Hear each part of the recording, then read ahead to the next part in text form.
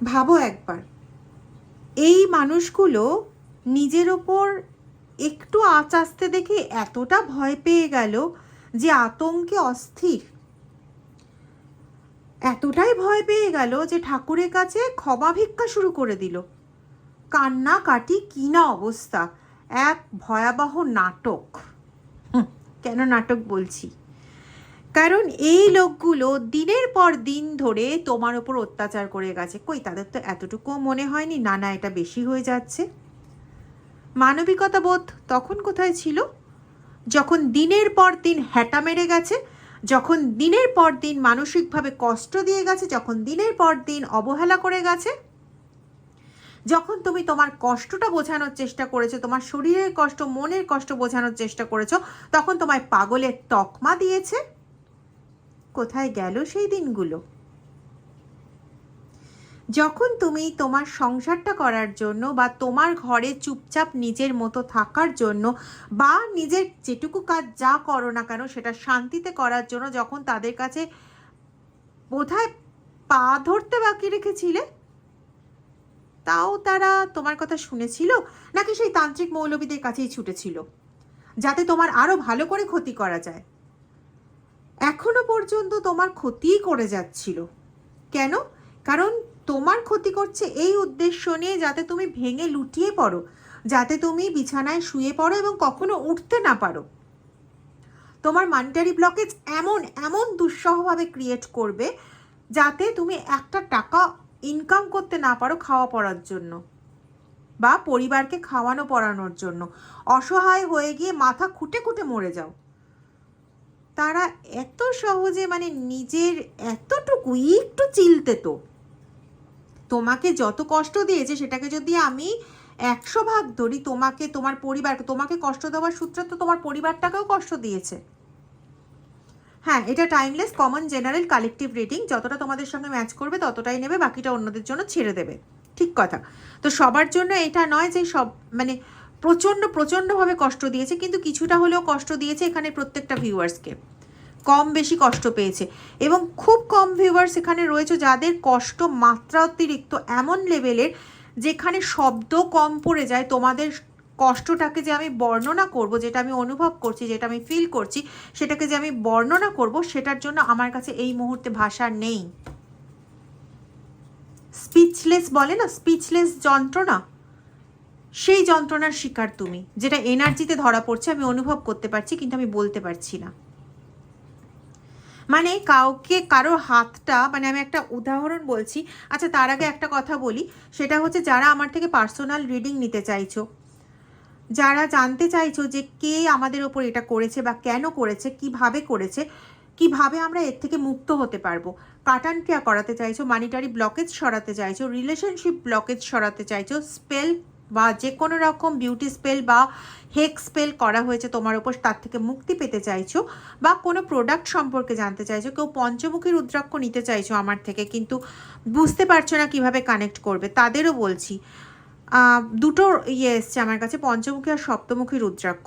এর জন্য আমি একজনকে বলেছি, তিনি ব্যবস্থা করবেন, হয়তো অরিজিনাল রুদ্রাক্ষ তিনি ব্যবস্থা করে দেবেন। তিনি ব্যবস্থা করে দিলে পরে আমার অনেকটা সুবিধে হয়ে যাবে, তোমাদেরকে আমি অনেকটা কম দামেও দিতে পারবো এবং একদম অরিজিনাল জিনিসটা দিতে পারবো। যাই হোক, দেখা যাক ওটার জন্য কি হয়। তো এই সমস্ত বিভিন্ন জিনিসের জন্য যারা আমার সঙ্গে যোগাযোগ করতে চাইছো, বা কিছুদিন আগে আমি যে বাথ অয়েলের কথা বলেছিলাম, সেই বাথ অয়েল যারা ইউজ করেছে, বেশি দিন তো হয়নি, এই 1-2 দিন হলো আমার হাত থেকে যারা নিয়ে গেছেন, তারা নিজেরা ইউজ করে বলেছেন যে তারা নাকি পজিটিভিটি পাচ্ছেন। বাকি তোমরা যারা ইউজ করবে এখনো পর্যন্ত তোমাদের পাঠানো হয়নি, কারণ তোমাদেরটা এখনো পর্যন্ত রেডি হতে আর কয়েকটা দিন সময় লাগবে। তো রেডি করে আমি পাঠিয়ে দেব। যারা বাথ অয়েল নিতে চাইছো পজিটিভিটি কালেক্ট করার জন্য, যে কোনো রকম কিছু নিতে চাইছো, বা স্পেল করাতে চাইছো, বা আমার থেকে পার্সোনাল রিডিং নিতে চাইছো, বা কোনো ক্রিস্টাল প্রোডাক্ট কিছু নিতে চাইছো, তারা এই নাম্বারটাতে হোয়াটসঅ্যাপ করতে পারো, বা 9062656579 ভেবে দেখো, আমি ফোন নাম্বার ভুলে গেছি। 9062656579 এই নাম্বারে, অথবা 8017358735 এই দুটো নাম্বারের মধ্যে যে কোনো একটা নাম্বারে হোয়াটসঅ্যাপ করে আমার সঙ্গে যোগাযোগ করতে পারো। প্লিজ কল করো না, কলে আমি একদম কথা বলতে পারি না। ঠিক আছে, চলো যেটা বলছিলাম, তো তোমাদের এই শত্রু এত ধুরন্ধর মনে করতো নিজেকে, এত বাপের বাপ মনে করতো নিজেকে, যে তোমাদের কষ্ট দিতে দিতে দিতে দিতে দিতে দিতে তার এতটুকু কার্পণ্য হয়নি, একদম দিল খোলা হয়ে, হাত খোলা হয়ে তোমাদের কষ্টের জন্য কাজ করে গেছে। ঠিক আছে, এমনি 50 টাকা বের করতে গিয়ে তার মাথা খারাপ হয়ে যায়, কিন্তু অন্য জায়গায় গিয়ে 5,000 টাকা 50,000 টাকা বের করে আসে তোমাদের বিরুদ্ধে কাজ করানোর জন্য, তাতে কিছু নেই। কারণ কি বলো তো, পরম শান্তি জুটবে যে ওটা দিয়ে, সেই লোভে লোভে কাজ করে এসছে, কিন্তু বুঝতে পারেনি যে কখন এইসব কাজ করতে করতে তার অ্যাকাউন্টটা ভর্তি হয়ে গেছে। কোন অ্যাকাউন্ট বলো তো? কর্মার অ্যাকাউন্ট, কর্মফলের অ্যাকাউন্ট। কবে ভর্তি হয়ে গেছে বুঝতে পারেনি। আর যখন সেই কর্মফলের অ্যাকাউন্টটা উপচে পড়েছে, তখন নিজেদের কাছে যখন তাদের কর্মের ফলটা এবার ফেরত যেতে শুরু করেছে, একটুখানি একটুখানি, এমন কিচ্ছু কিন্তু নয়, মানে যা কষ্ট দিয়েছে তার 5%ও নয়, 5% অনেক বেশি বললাম, 2% সেটাও পেয়েছে কিনা সন্দেহ আছে। তাতে এবারে কান্নাকাটির জোগাড়, ভয়ে অস্থির। বাবা, এ তো সবে শুরু, এ তো সবে কলির সন্ধে। তো যেটা আমি উদাহরণ দিতে গেছিলাম, যে তোমাদের কষ্ট যেটা, সেটাকে আমি মানে কোনোভাবে মুখে বলে প্রকাশ করতে পারবো না। সেটা কীরকম, আমি একটা মানে এক্সাম্পল আমার সেই সময় মনে পড়েছিল। সেটা হচ্ছে এরকম যে জ্বলন্ত উনুনের মধ্যে হাতটাকে ঢুকিয়ে দেওয়া হলো, ঠিক আছে, হাতটাকে চেপে ধরে রাখা হলো, পুড়ে গেল। পুড়ে যাওয়ার পরে তাতেও সন্তুষ্ট হলো না, চামড়া টামড়াগুলো ছাড়ানো হয়ে গেল যেগুলো পুড়ে গেছে, তাতেও সন্তুষ্ট হলো না। তাতে নুন মাখানো হলো, তাতেও সন্তুষ্ট হলো না। তাতে আবার লেবু চিপে লঙ্কা গুঁড়ো ইত্যাদি দিয়ে ভর্তি করে দেওয়া হলো, মানে তাতেও যেন সন্তুষ্টি হচ্ছে না। আর ওদের তো শুধু হাতটা ছ্যাঁকাটা খাওয়ার জায়গায় গেছিলো, তাতেই একটা অবস্থা খারাপ হয়ে গেল। তাহলে এই এতগুলো অধ্যায় যদি ওর সঙ্গে ঘটে, তাহলে কি হবে? আর ঘটবেই তো।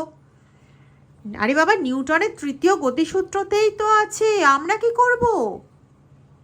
নিউটনের তৃতীয় গতিসূত্রতেই তো বলা আছে প্রত্যেকটা ক্রিয়ার সমান এবং বিপরীত প্রতিক্রিয়া রয়েছে। তো ক্রিয়াটা করার সময় ভাবা উচিত ছিল, ক্রিয়াটা করার সময় ভাবা হয়নি। এখন কি করা যেতে পারে? তখন যদি মাথার বুদ্ধিটা তার মাথা থেকে এরকম খেলে থাকে, তাহলে প্রতিক্রিয়ায় ইউনিভার্সের বুদ্ধি, আরে এখানে ইউনিভার্সের আলাদা করে বুদ্ধি খাটানো তো কিছু নয়, নেই। সে যে কর্মটা করেছে সেটাই তো তার উপর রিটার্ন হবে, এটা তো খুব স্বাভাবিক, 1 to 1।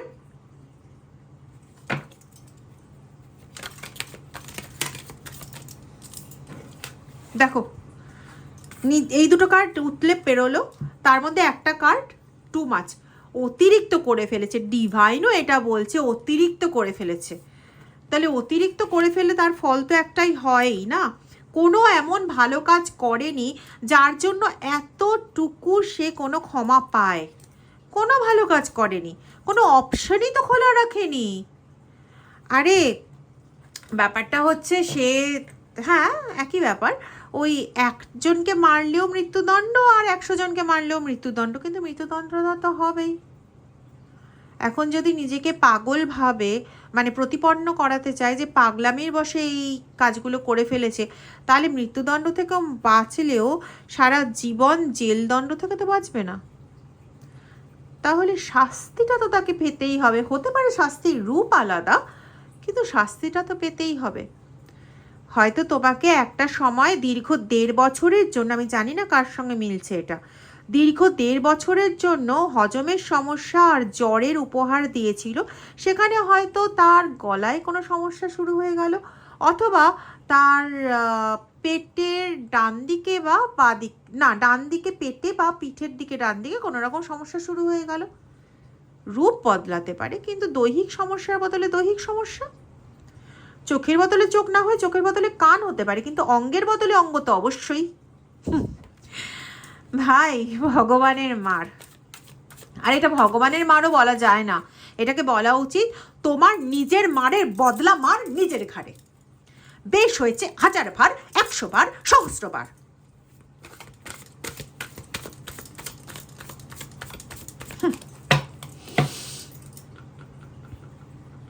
আমি ভাবি এরা কাঁদে কি করে? কাদার সময় কি লজ্জাটা আসে না? আসে না। এখন ওরা রীতিমতো ওদেরই আজকে এনার্জিটা রিড করব, ঠিক আছে? দেখো ওদের এনার্জির অবস্থা, ওরা এখন সিদ্ধান্তহীনতায় ভুগছে। কিসের সিদ্ধান্তহীনতা জানো? ক্ল্যারিফিকেশন নিয়ে এটার। গেটিং ক্রামস, দেখো বলছিলাম না, এখন সে দুঃখে কষ্টে জর্জরিত হয়ে যাচ্ছে, তাই সে সিদ্ধান্তহীনতায় ভুগছে।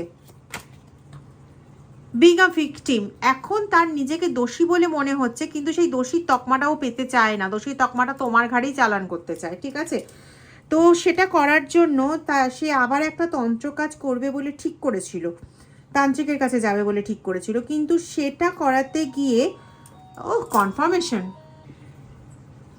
সেখানে তার যেটা করানোর ইচ্ছে ছিল সেটা হচ্ছে গলায় ফাঁস দিলে যেরকম দমবন্ধ টাইপের অবস্থা হয়, যেখানে ওই ফাঁসি হওয়ার আগে মুহূর্তে হয় না, হাত পা ছটপট করে কিন্তু আর কিছু করার থাকে না, প্রাণটা বেরিয়ে যায়, ওই রকম টাইপের সিচুয়েশন তোমার জীবনে ক্রিয়েট করার ছিল, যেখানে তুমি না মরে পঙ্গু হয়ে পড়ে থাকবে, বা তোমার পরিবারের কেউ ওরমভাবে পড়ে থাকবে যাকে তুমি রোজ দেখে প্রচণ্ড কষ্ট পাবে। এক একজনের ক্ষেত্রে এক এক রকম, আমি আগেই বলেছি এটা কমন জেনারেল কালেকটিভ রিডিং, কিন্তু ভাবনাটা কত দুঃসহ ভয়ঙ্কর ভাবনা দেখো, তারা নাকি নিজেদের মানে এতটুকু আতঙ্ক, মানে এতটুকু একটু টাচ পেয়ে এত আতঙ্কিত হয়ে গেল, ঈশ্বরের কাছে ক্ষমা প্রার্থনা করতে বসে গেল, কিন্তু আবার এদিকে মনে মনে এই চিন্তাও রয়েছে যে কি করব, কাজটা কি করাতে যাব কি যাব না। মানে তোমাকে আতঙ্কিত দেখা, তোমাকে ভয়ভীত দেখা, তোমাকে দিনরাত টেনশনে দেখবে, এটা না দেখলে ওর ভাত হজম হয় না, মানে রাতের ভাত হজম হয় না, রাতের ঘুম হয় না, সমস্ত কিছু উড়ে যায়। কি বলো তো, কি অবস্থা? তুমি বলবে দিদি আমি ওর করেছিটা কি? আরে ভাই তুমি কিছু করোনি, তোমাকে কিছু করতে হয়নি, ও নিজেই মানসিকভাবে বিপর্যস্ত, নিজেই বিপর্যস্ত, ও কারো ভালো সহ্য করতে পারে না, আসলে নিজের জীবনে কটা ভালো ঘটেছে এটা হচ্ছে কথা, আর যদিও বা কোনোটা ভালো ওর জীবনে ঘটেও থাকে, তুমি বলবে দিদি ওর না ভালো চাকরি ছিল, ভালো সমস্ত কিছু ছিল, কিন্তু নিজের ইচ্ছে নষ্ট করেছে, এরকম বেশ কয়েকজনের ক্ষেত্রে আছে তোমাদের। এরা তোমাদের পরিবারেরই লোক আমি যতদূর পাচ্ছি, হতে পারে তোমার, আমি এখানে যেটা পাচ্ছি, হয় তোমার ইনলস হাউসে তোমার মাদার ইন ল আর ফাদার ইন ল এর ভাই বোন, এদের পরিবারের কেউ, ঠিক আছে? মানে ডিরেক্টলি তোমার মাদার ইন ল বা ফাদার ইন ল নয়, বা ডিরেক্টলি তোমার বাবা মা নয়, বা ডিরেক্টলি তোমার ভাই বোন নয়, ঠিক আছে? কিন্তু তাদের পরিবারের কেউ না কেউ তোমার বিরুদ্ধে এই ধরনের কাজ কারবার করছে। কোথাও একটা তুমি কারোর সঙ্গে, এটাও পাচ্ছি কোথাও যে তুমি কাউকে সোজা সাপটা ভাষায় কিছু বলেছিলে, যেটা তার খুব আঁতে ঘা লেগেছিল, এবং তারপরের থেকেই তোমার মানে পেছনে পড়ে রয়েছে, যদিও সেদিনকে তার আঁতে ঘা লাগার কিছু ছিল না, কারণ সেদিন সে যে কাজটা করেছিল সেটা তোমাকেই কোথাও অসম্মানিত করেছিল। কারো কারো ক্ষেত্রে পাচ্ছি এটা তোমার বিয়ের দিন, বা কারো কারো ক্ষেত্রে পাচ্ছি তোমার জন্মদিনের দিন, বা কিছু মানুষের ক্ষেত্রে পাচ্ছি, এখানে অনেক রকম সিচুয়েশন উঠে আসছে, কিছু মানুষের ক্ষেত্রে পাচ্ছি কোনো পুজো বা কোনো এরকম পিওর কোনো কিছু অকেশনের দিনে একটা বহুত বড় একটা দাগা দেওয়া হয়েছিল, যে দাগাটা তুমি সেদিনকে সহ্য করে নাওনি, চুপচাপ থাকোনি, তুমি মুখের ওপর কিছু কথা বলেছিলে স্পষ্টভাবে, কিন্তু সম্মান রক্ষা করে, এমন নয় যে সম্মান হানি করিয়েছিলে। তুমি ছোটবেলা থেকে যে শিক্ষায় শিক্ষিত হয়ে এসছো, সেই শিক্ষার তুমি কিন্তু অপমান করোনি, সেটাকে বজায় রেখে তুমি শুধু নিজের অসম্মানের জবাবটুকু দিয়েছিলে, এটা কোনো বাজে কিছু নয়, এটা দেওয়াই যায়, কিন্তু ওই একটা কাজই যেন তোমাকে তার ভয়ঙ্কর শত্রু বানিয়ে দিয়েছিল, ঠিক আছে? টলারেটিং অ্যাবিউজ, দেখো এরপরে তুমি ওর তরফ থেকে প্রচুর যন্ত্রণা, প্রচুর উল্টোপাল্টা কথাবার্তা, প্রচুর কিছু তুমি সহন করেছো, কিন্তু সেই দিনের যদি ওই সবার সামনে তুমি যদি সেটা সহ্য করে নিতে, তাহলে হয়তো সে টেকেন ফর গ্রান্টেড করে তখন আরও অনেক কিছু বলতো, কিন্তু তুমি যেহেতু তার প্রতিবাদ করেছো, ও এমনিতেও তোমার উপর চালিয়েই যেত, কারণ ও নিজেকে তোমার থেকে বড় বলে মনে করে, তোমার থেকে অনেক পাওয়ারফুল বলে নিজেকে মনে করে, এটা একটা কারণ। আর দ্বিতীয় কারণ হচ্ছে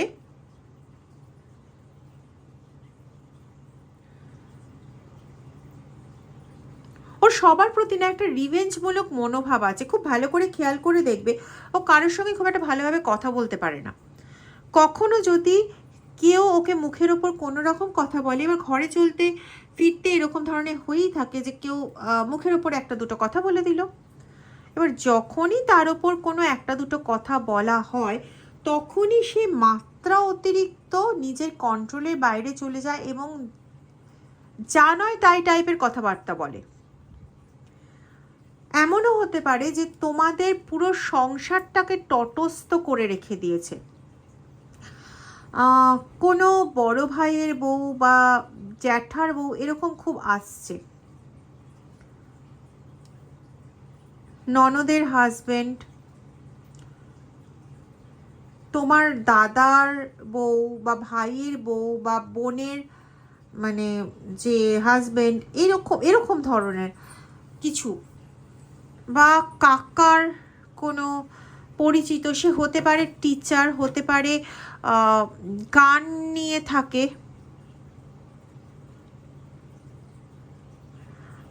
একটা কথা আজকেই তো বোধহয় শুনছিলাম, সম্ভবত আজকেই কি কালকে, খুব ভালো লাগলো আমার কথাটা শুনে, যদিও এটা সত্য কথা, তো একই সময় ভালো লেগে যায় না, যে অসুর আর মানুষ, মানে অসুর আর দেবতারাও যুদ্ধ করে, অসুররাও যুদ্ধ করে। অসুররা যুদ্ধ করে নিজেদের আসুরিক প্রবৃত্তির জন্য, আর দেবতারা যুদ্ধ করে মানুষের জন্য বা মানবিকতার জন্য বা সত্য রক্ষার জন্য।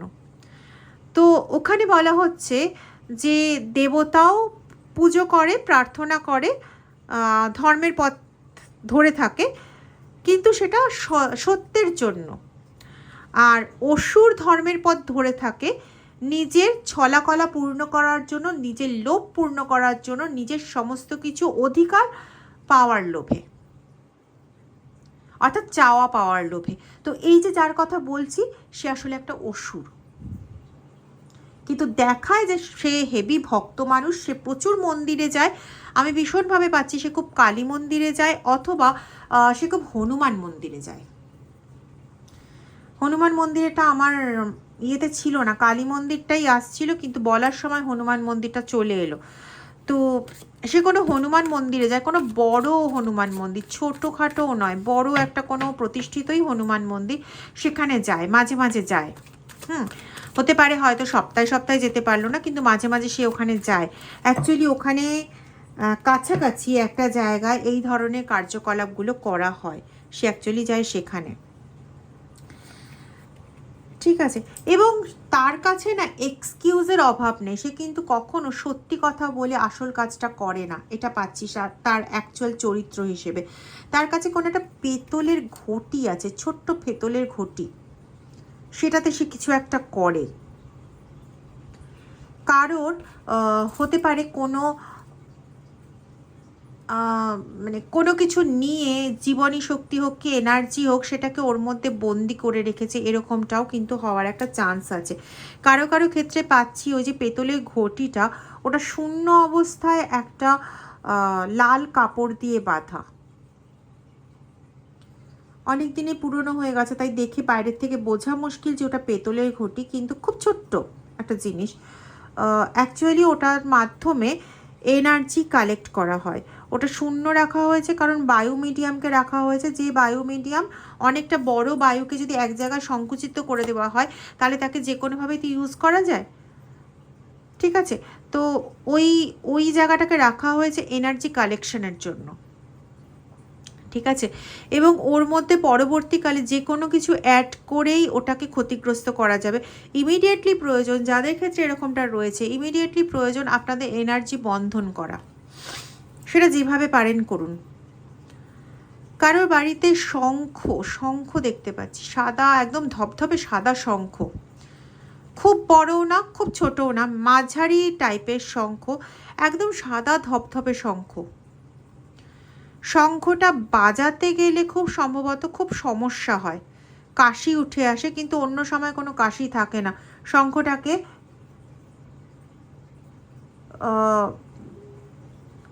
এক রাত জলের মধ্যে ভিজিয়ে রাখবে, জলের মধ্যে একটু কর্পূর দেবে আর একটু দেবে, কি বলে ওটাকে, ফিটকিরি দেবে, দিয়ে জলের মধ্যে ভিজিয়ে রাখবে। পরের দিন সকালবেলা শঙ্খটা ধুয়ে নেবে, ধুয়ে নিয়ে আবার আসনে রেখে ব্যবহার করবে, দেখবে কাশির পরিমাণ কমবে। এবং যদি সত্যি এটা পাও, ডেফিনেটলি তোমার শঙ্খের মাধ্যমে কাজ করা আছে ওই বাড়িতে, তো ইমিডিয়েটলি যাকে তোমার বিশ্বাস হয় তাকে দিয়ে একটা রিডিং করিয়ে দেখে নিও যে তোমার বাড়িতে কোনো অশুভ শক্তি আছে কি না।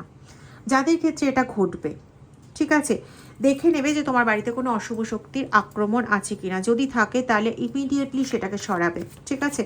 আমাকেই দেখাতে হবে এমন কোনো মানে নেই।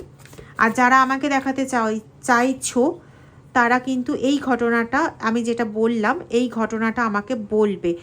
শঙ্খের ব্যাপারটা যাদের হয়েছে তাদেরকে বলছি, শঙ্খ সাদা, ধবধবে সাদা শঙ্খ যাদের বাড়িতে আছে তাদেরকে বলছি। খুব ছোট সাইজের দেখতে নাও আছে, খুব বিশাল বড় ওরকম না, মোটামুটি এইরকম না, এরকম সাইজের হবে শঙ্খটা, ঠিক আছে।